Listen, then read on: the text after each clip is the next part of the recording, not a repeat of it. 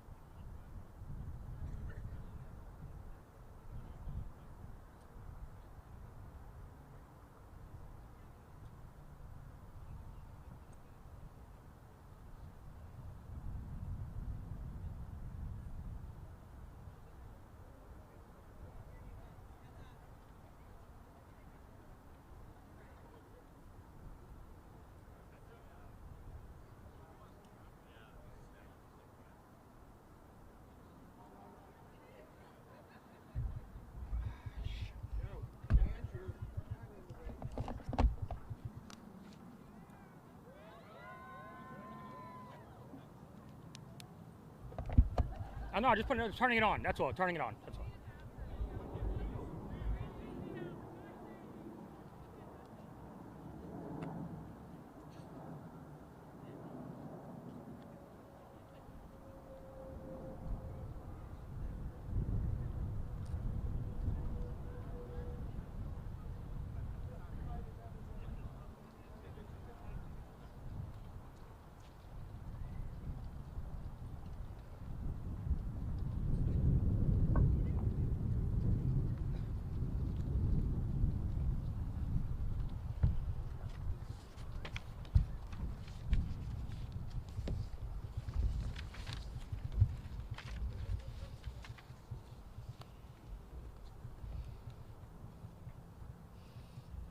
Good morning, New York.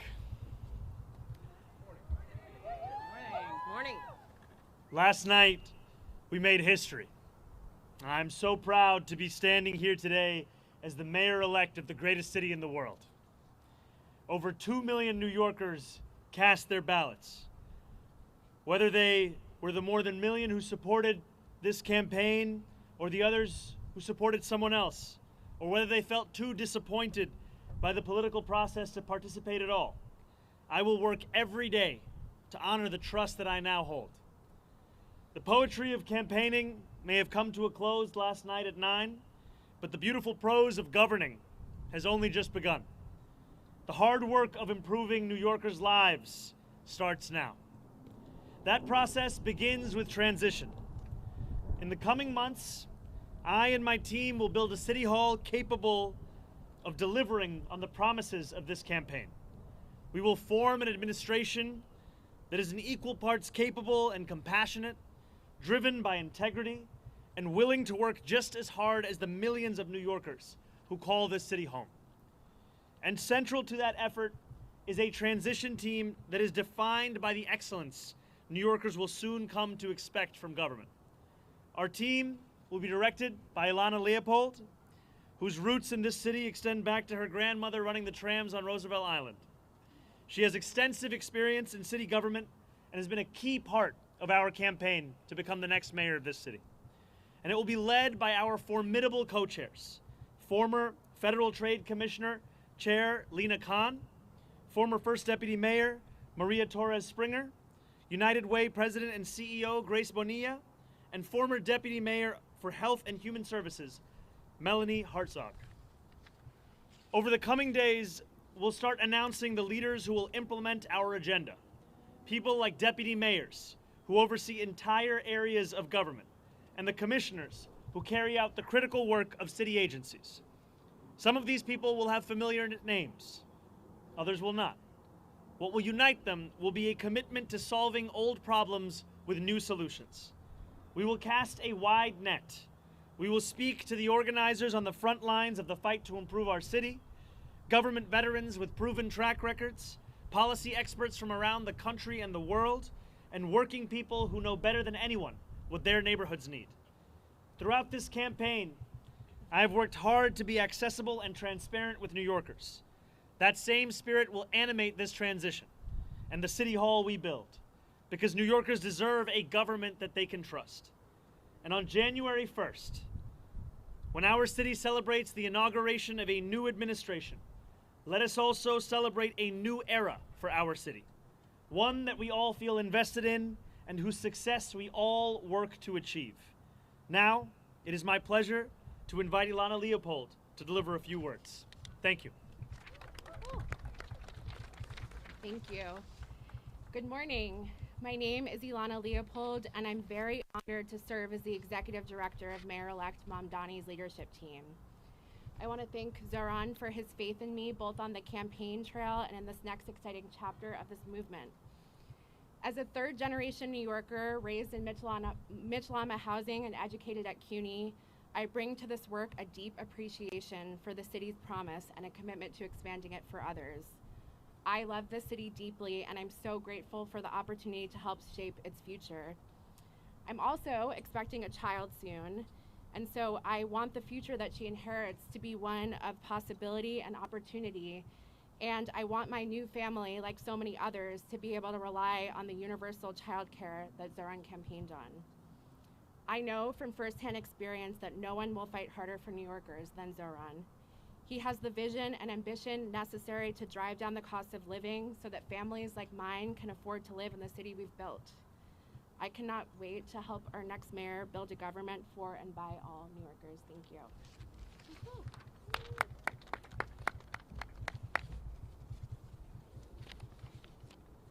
Good morning. My name is Grace Bonilla, and I am excited to be with all of you today.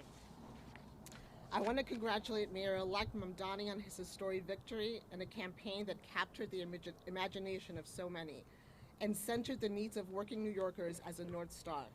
I'm honored to be part of a transition team and eager to work with you to build an administration that will work tirelessly to ensure working New Yorkers can finally afford to live and raise their families in the city that they love. As a native of Queens and a daughter of Ecuadorian immigrants, who has dedicated my career to fighting for vulnerable New Yorkers, this appointment means a lot to me, particularly at a time when our immigrant communities and the people I serve are under attack. As we stand here today, 1.8 million New York City residents are without benefits to feed themselves and their families because of the inactions from the federal government. I am confident that Mayor-elect will always stand by New Yorkers and fight against any federal encroachment and that target the programs our neighbors need to survive. I look forward to helping him to build working to build an effective government that keeps every New Yorker safe, healthy, housed, and built on the promise of our city and the brilliance of our people. ahora en español. Ante todo, quiero felicitar al alcalde electo Mamdani por su victoria histórica y por una campaña que cautivó a tantos y que le dio prioridad a las necesidades de los neoyorquinos luchando por sobrevivir en esta ciudad. Estoy muy orgullosa de formar parte de su equipo de transición y estoy lista para trabajar con usted para construir una administración que se esfuerza incansablemente para garantizar que todos los neoyorquinos puedan finalmente vivir y criar a sus familias en esta ciudad que tanto amamos. En este preciso momento, 1.8 millones de residentes de la ciudad de Nueva York carecen de beneficios para alimentar a sus familias y a sí mismos, debido a la inacción del gobierno federal. Confío que en el alcalde electo siempre defenderá a los neoyorquinos y luchará contra cualquier acción federal que afecte negativamente a los programas que nuestros vecinos necesitan para sobrevivir. Espero poder ayudar a construir un gobierno eficaz que garantice la seguridad, la salud y la vivienda de todos los neoyorquinos y que aproveche el potencial de nuestra ciudad y el talento de nuestra gente. Muchas gracias.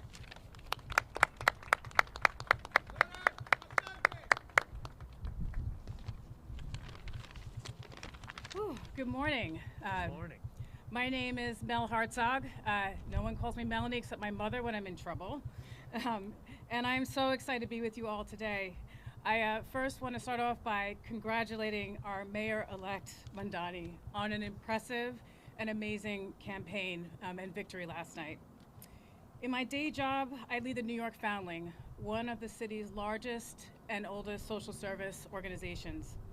I previously served across 2 administrations as the Deputy Mayor for Health and Human Services, Director of the Office of Management and Budget, Deputy Commissioner for the Administration for Children's Services, among other roles.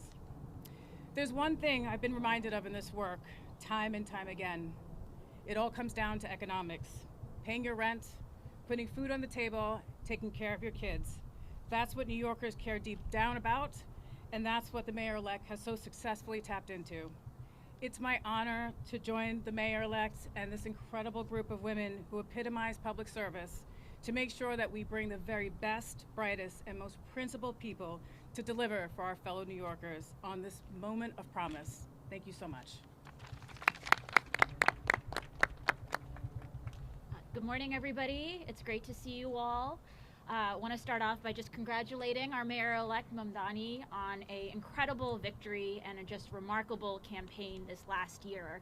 I think what we saw last night was New Yorkers not just electing a new mayor, but clearly rejecting a politics where outsized corporate power and money too often end up dictating our politics, and a clear mandate for change where New Yorkers can get ahead and where all workers and small businesses can thrive, not just get by. I think what we saw through the campaign was an operation that showed extraordinary discipline, rigor, talent, and I know that Zohran has the vision and courage to make sure that we can actually deliver. It's such an honor to get to be part of his transition team, and I'm so excited to work with the co-chairs to make sure that we are building an administration that can hit the ground running on day one and deliver for all New Yorkers. Thank you so much. Good morning, everyone. My name is Maria Torres Springer, and first and foremost, I want to congratulate the mayor-elect on his extraordinary victory last night and on building a campaign for and by the people. I'm so thrilled to join his transition team of extraordinary women, by the way, and help ensure that his administration is ready to govern boldly and effectively on day one. As the daughter of immigrants who believed in the promise of this country, and as a proud New Yorker who loves and believes deeply in this city, I have so admired the way the mayor-elect ran a campaign that reminded us that home is both our greatest challenge and the greatest hope for our future. I remain deeply proud of the work that I did across 3 mayoral administrations to make our city more affordable and more just. This has been my life's work. And I'm eager to bring that experience, all of the lessons learned, what worked, what didn't, to help the mayor-elect achieve early, tangible wins for New Yorkers. Despite the headwinds we face as a city and as a country, the mayor-elect has truly rekindled something very powerful: our shared faith in New York's capacity to do big things and to dream boldly. Importantly, he and I share an undimmed belief in government's capacity to deliver for working people, an undimmed belief in public servants' capacity to not just meet, not even just exceed, but defy expectations. So thank you, Mayor-elect, for this opportunity. I look forward to helping you build an administration that gets to work joyfully and urgently to lower costs, build homes, expand childcare, and ensure that every New Yorker can build a life of dignity in this city that we all love. Thank you. Everyone, we'll take your questions, and the co-chairs are available to answer questions as well. We'll start with you, Marcia.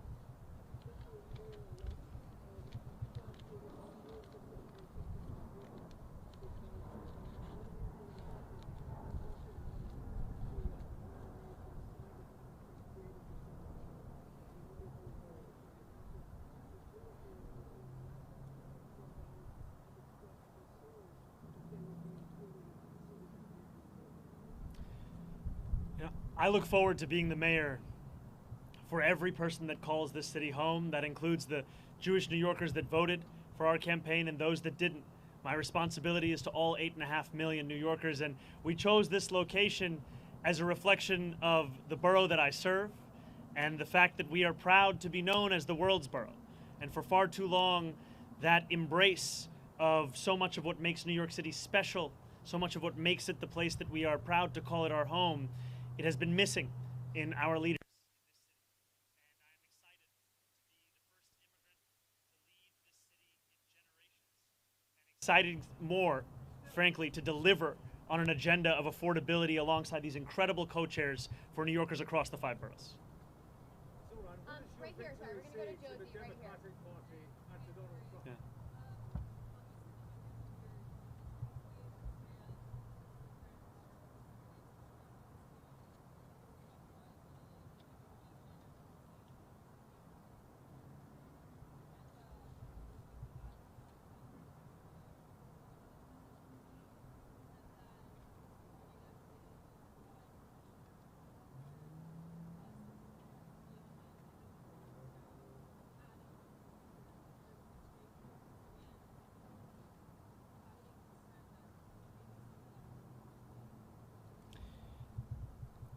I look at these 4 incredible co-chairs of our transition team, and what I see are those who have had their careers defined by an excellence that we want to characterize the very city hall that we are looking to build.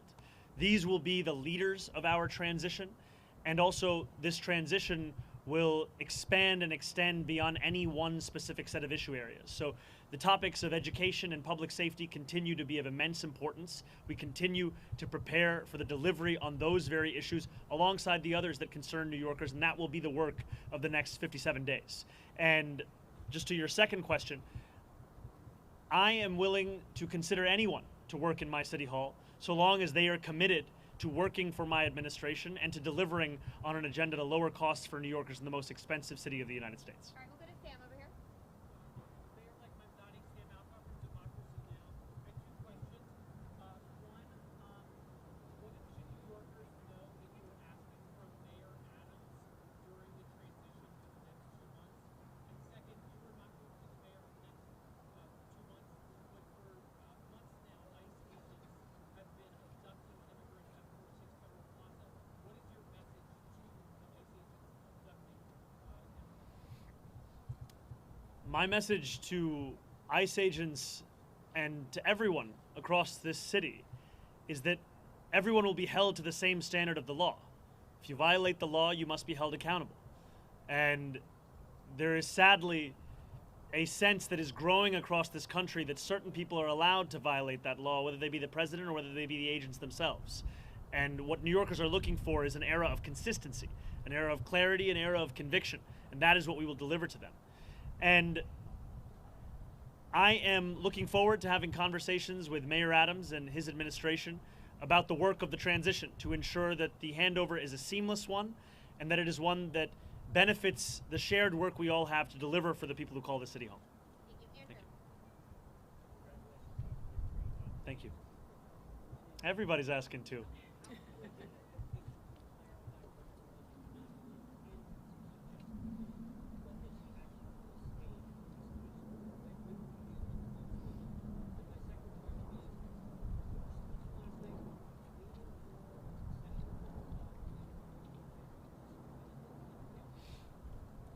I've made my intention clear to retain Commissioner Tisch, and I look forward to having conversations with her on that very subject. Last night, I spent time with my wife, with close members of my team, as we watched the results come in. I spoke briefly with Curtis Sliwa, and then I headed to address the thousands of New Yorkers that were there, waiting to hear of what this new era of government will look like. And that is always my focus. Not on the candidates of this past election, but rather on the people that are so often left behind by our politics, and I look forward to serving them. Yeah, Morgan, go ahead. Hi, sir. How are you? Doing well. How are you, Morgan? Hanging in there. So just two quick questions. Mayor Eric Adams just announcing that he plans to offer former employees who were terminated for refusing the second COVID vaccine, offering them to have the opportunity to get their jobs back. Hoping you can react to that. I know that this happened, but also just more broadly, he's also talking about stacking the rent guidelines. What do you think about some of these efforts that he's making in these last final days to potentially make the government? The mayor is seemingly unsatisfied with a record of raising rents by more than 12% on more than 2 million New Yorkers, and has gone so far as to consider appointing someone to the Rent Guidelines Board who is known for being a star, I think, on a show called Selling New York. And in many ways, that's the description of what he wants to do over these next few months. I continue to believe in the importance of delivering relief for the 8.5 million people who love this city, who live in this city, but cannot afford to continue to be here. And last night I spoke of Wesley, an 1199 organizer that I met outside of Elmhurst Hospital less than a week ago. And as I asked him how long it took him to get to work, he told me 2 hours. I asked him, where were you coming from? He told me Pennsylvania. That, for many New Yorkers, is now the reality, where they have to live elsewhere because they can't afford to live in the place that they love. And that has to be our compass in guiding the work that we do to ensure that we can make this a city that is livable and make this a city that finally turns the page on an era of big money and small ideas. Yeah, I'll go Holly right here.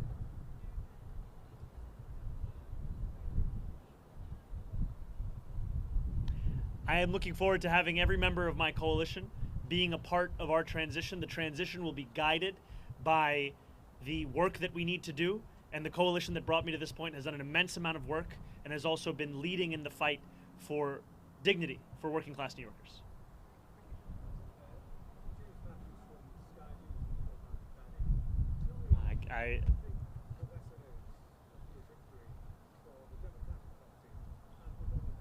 Well, first I just have to say I've spent many days in my youth watching the transfer window close, final hours on Sky News, so it's a pleasure to have you here. Yeah, I'm an Arsenal fan. I have to be honest, when you said you were from Sky News, I just got very excited. Could you repeat the question one more time?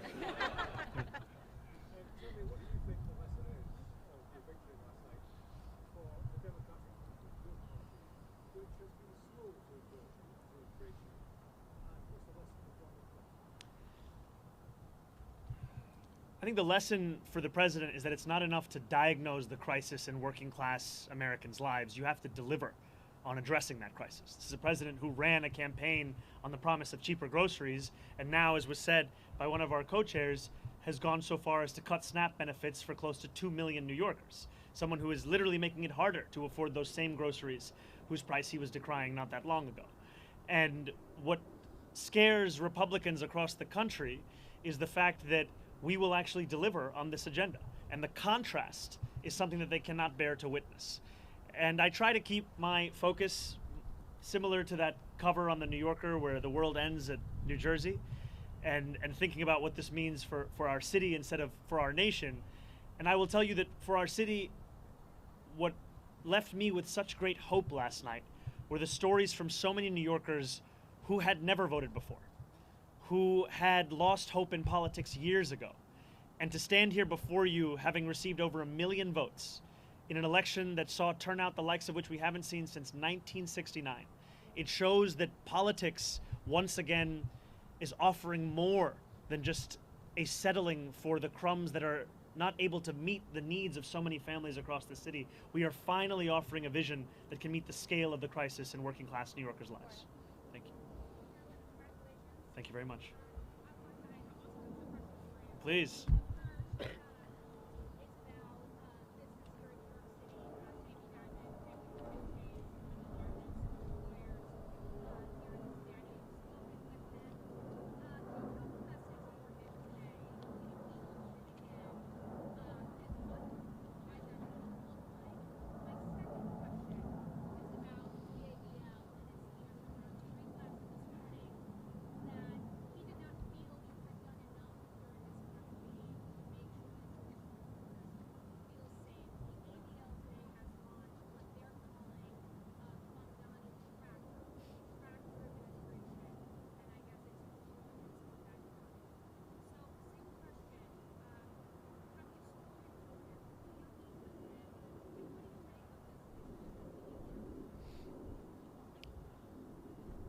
I look forward, I'll first answer your first question, then I'll go to your second.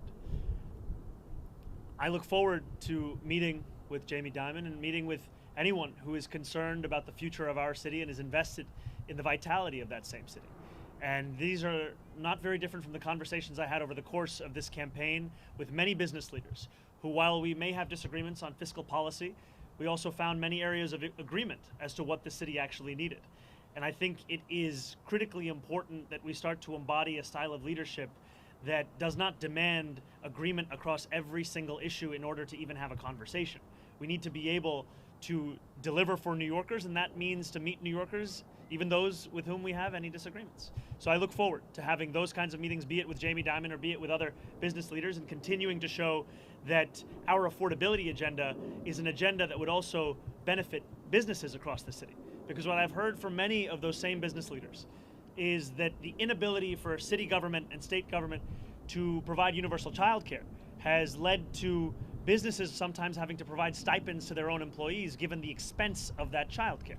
Makes sense because childcare in this city costs an average of $22,500 a year, which is a burden that many families cannot bear. And I also look forward to streamlining the regulations within city government. I'm someone who believes deeply in the public sector, believes deeply in public regulation, and I also believe if I cannot give you an answer as to why a regulation exists, then it likely doesn't have a good reason to exist any longer. And that extends to when a restaurant owner told me of the $25 a year he has to pay the city for the right to sell a frozen dessert, and it also extends to the way in which we fine and fee small businesses across the city, which is why we've committed to cutting that in half. And I have not spoken to Jonathan Greenblatt. I take the issue of anti-Semitism incredibly seriously. And last night in my speech, I spoke about how my city hall will stand steadfast with Jewish New Yorkers in fighting the scourge of anti-Semitism across the city and making that clear in the actions that we deliver on from January 1st. And I look forward to working with Jewish leaders across this city, whether they be elected officials, whether they be rabbis, whether they be community leaders, to deliver on the promise of not just protecting Jewish New Yorkers, but celebrating and cherishing them in this same city.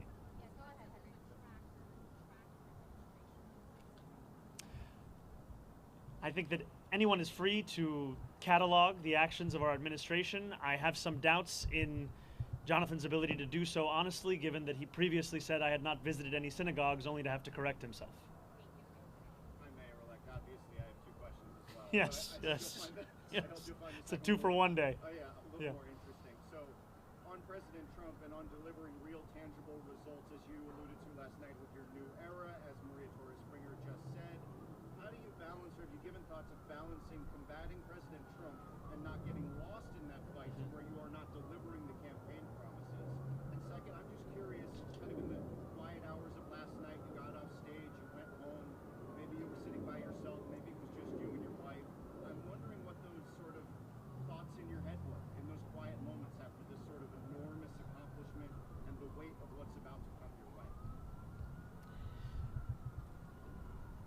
It's very funny. Everyone is asking two very different questions. Not trying to strike the right tone between all of them. New Yorkers are facing twin crises in this moment: an authoritarian administration and an affordability crisis. And it'll be my job to deliver on both. It'll be my job to stand up for the city and also to ensure that we do not look at Washington, D.C. as if it is the reason for all of the problems right here in New York City. Many of the issues we are speaking about, they predate President Trump. They are issues that for too long we have turned a blind eye to, or we have sought to rationalize or normalize. And what I'm so excited by in looking at these incredible women who will be leading our transition is a track record of being able to handle multiple crises at the same time. Crises which so often for others might be the only focus. For so many of the people on this stage, they were one of many. And these are the crises of cost, these are the crises of conviction, these are the crises that have come to describe much of our politics. And I find immense confidence in the fact that we are already building a team that has shown its ability to deliver and that will continue to show that over the next 57 days and beyond. I cannot tell you that I had many quiet moments between last night and this morning, but some things that I have been left with, whether it was in sitting with my wife or with close members of my team without whom none of this would have been possible, is the sense of hope that New Yorkers have. When I left the venue yesterday evening, there were hundreds of New Yorkers waiting outside.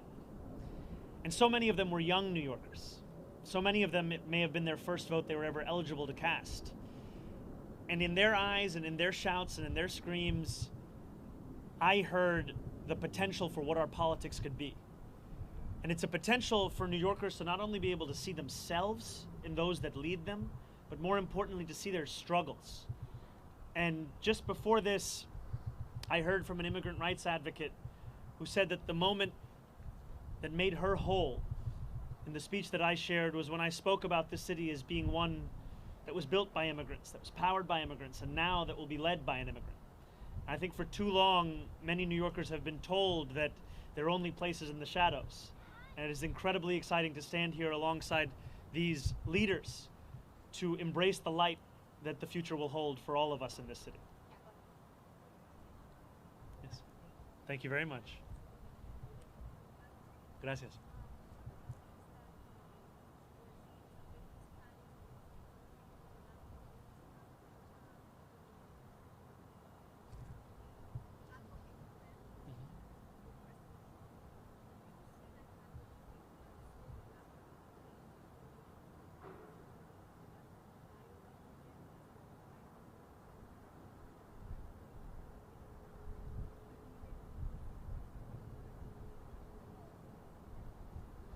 The White House hasn't reached out to congratulate me.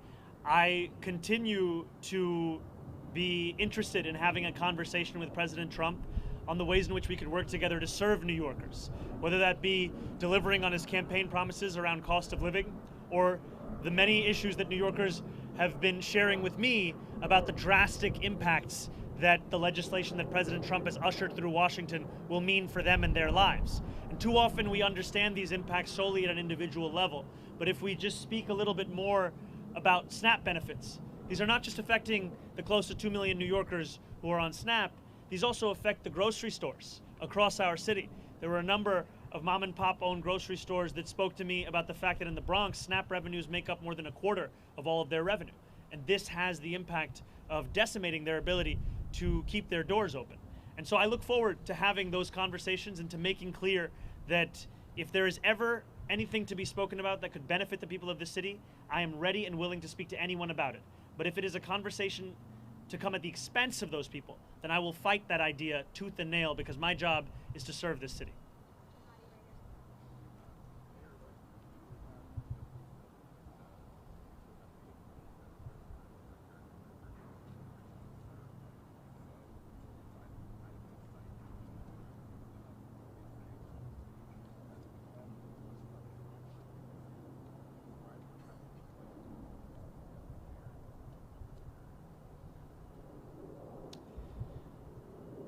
When I speak about Trump-proofing this city, I speak about protecting those with the least from the consequences of a man with the most power in this country. It is in part a reference to the need to ensure that any fight for additional revenue is one that also looks to try and protect those same New Yorkers from these kinds of cuts to the greatest extent that we can.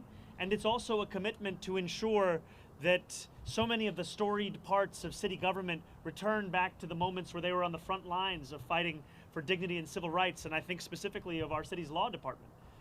This is a law department that, when you think of the seminal civil rights cases of this country, they were there. And yet today it has 200 fewer lawyers than it did before COVID.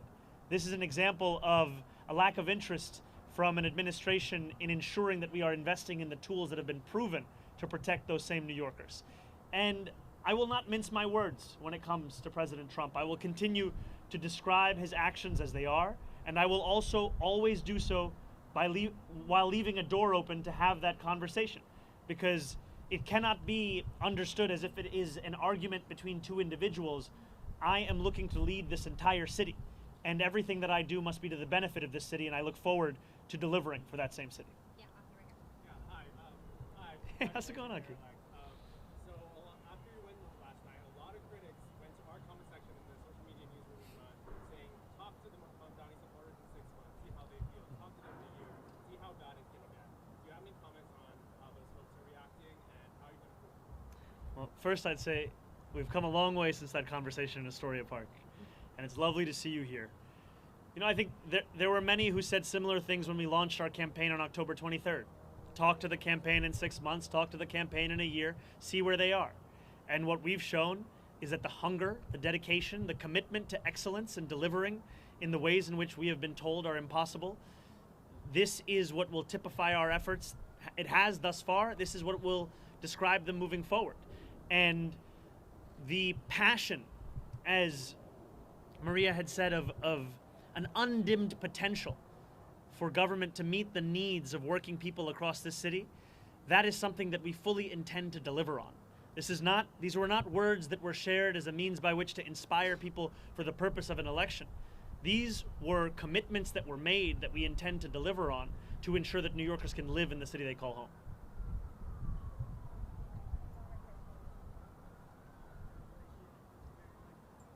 I'm sorry, could you come a little closer or speak a little louder?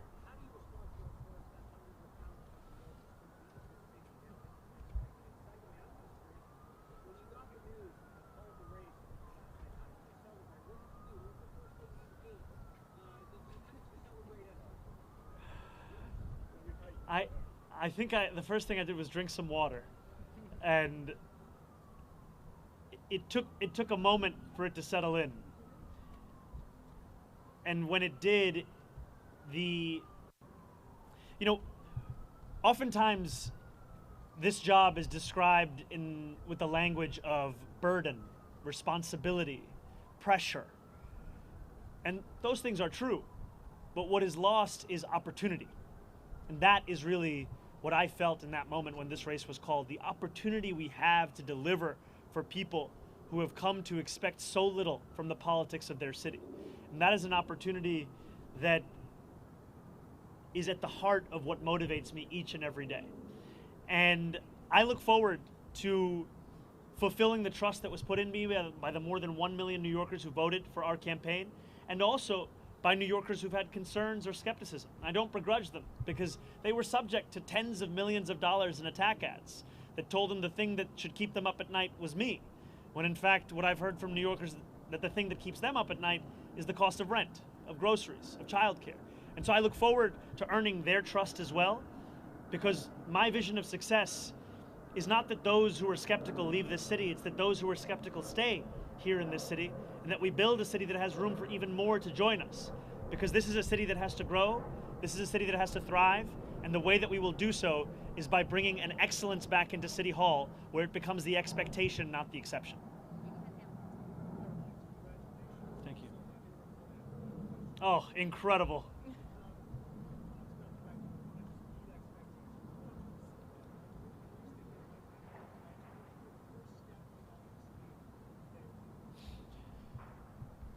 My first day in City Hall will look like my last day. It will be focused on the cost of living crisis. It will be focused on delivering for the New Yorkers who have been priced out of this city. 1 in 4 New Yorkers currently living in poverty across the 5 boroughs. And what excites me so much about being on the stage alongside these incredible leaders is that this is not a job that can be done alone. This is not a job that can be done by one person with one vision. It is a job that must be done by a team that is united in purpose in fulfilling the agenda that we ran on, an agenda of affordability. And for too long, we have heard from politicians who have told us what they can't do, when in reality what they mean to say is what they won't do. And I'm excited to prove that making people's lives better is not simply an ideal, it is something that we can fulfill in the day-to-day work of our administration. Thank you. Thank you very much, Ethan.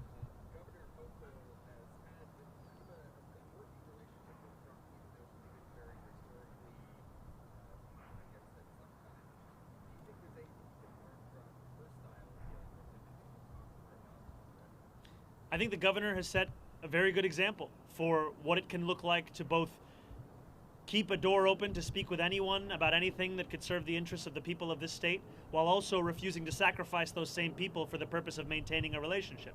And that is exactly the approach that I will take, is when President Trump wants to do something that will benefit this city, I will be there to say as much. But if he is looking to persecute or prosecute or punish the people of this city by virtue of who they are or where they live or where they came from, then I will fight him on that.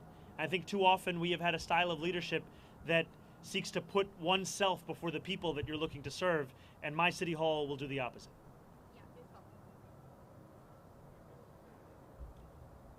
Oh, thank you.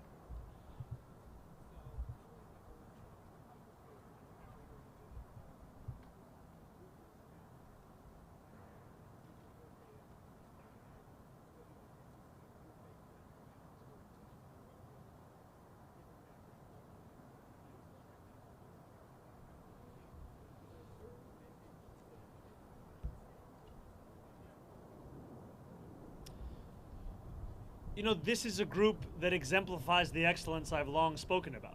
It is an excellence that New Yorkers have seen across multiple mayoral administrations. It is an excellence that they have seen at the federal level. And it's an excellence that has been displayed amidst a conviction of what government can and should and must do for New Yorkers. And I'm excited by the prospect of them leading this transition to deliver for those same New Yorkers. And I also am clear with the more than 100,000 volunteers who brought me to this point, with the more than 1 million New Yorkers who voted for our campaign, that the work does not end with an election. In fact, it continues until we deliver this agenda. And that delivery will be something that we do over weeks and months and years. And it will be something that we will take immensely seriously, because it is a delivery that will fulfill the hope that so many have put in us.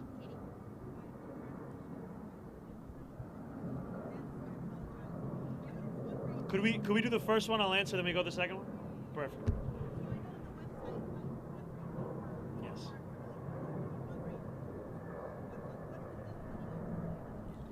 Well, thank you for the question. It's transition2025.com. And, you know, there were a few months ago where I told supporters across this city to stop donating. And today I am asking them to start once again. And I am asking them to do so because of the fact that a transition that can meet the moment of preparing for January 1st is one that will require staff, it will require research, it will require infrastructure. And those are things that we will have to provide. And I'm excited for the fact that it will be funded by the very people who brought us to this point, the working people who have been left behind by the politics of the city.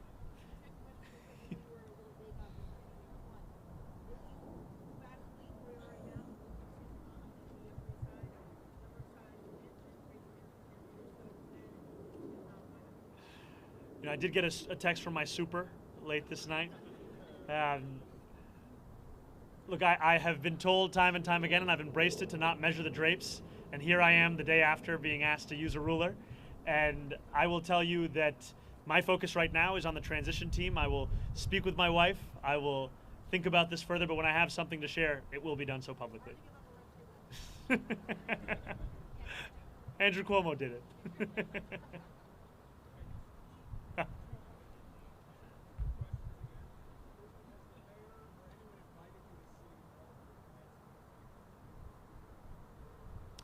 The mayor has not invited me as yet to go to City Hall, but I look forward to having those conversations about the transition.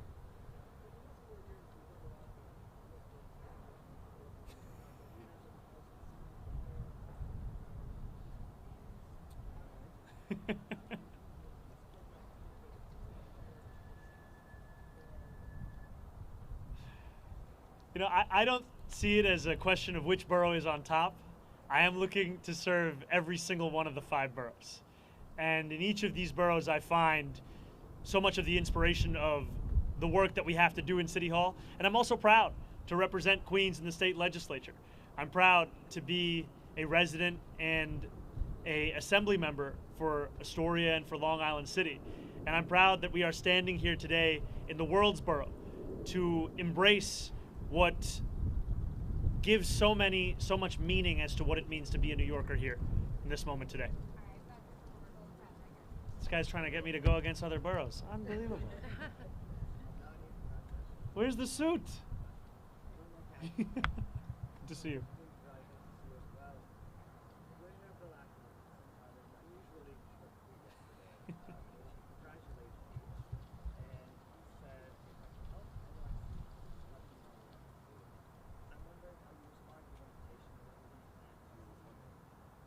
Well, I appreciated Bill Ackman's tweet and the sentiment of it, and I will continue to have conversations with anyone who is committed to the welfare of this city, the vitality of this city, and those are the conversations I will have over the next 57 days and beyond.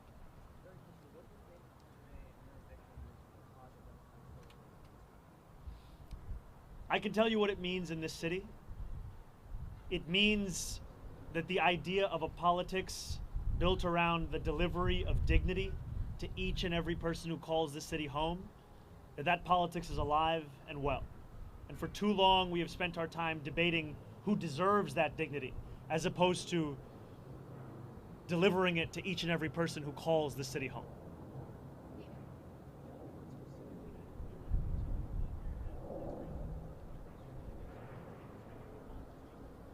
Can you, I didn't hear the second one. You know, even amidst my many critiques that I have of the Adams administration, we have to have a sober analysis of the work that is done in any single administration. And I think that City of Yes is something that is a significant and good step forward. I think that trash containerization is another example of something that we should continue to pursue.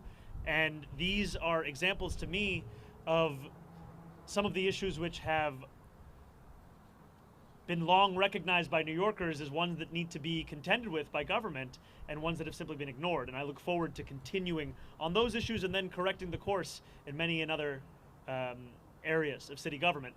And I look forward to working with the council and with the next speaker on delivering on an agenda of affordability for each and every person that calls the city home.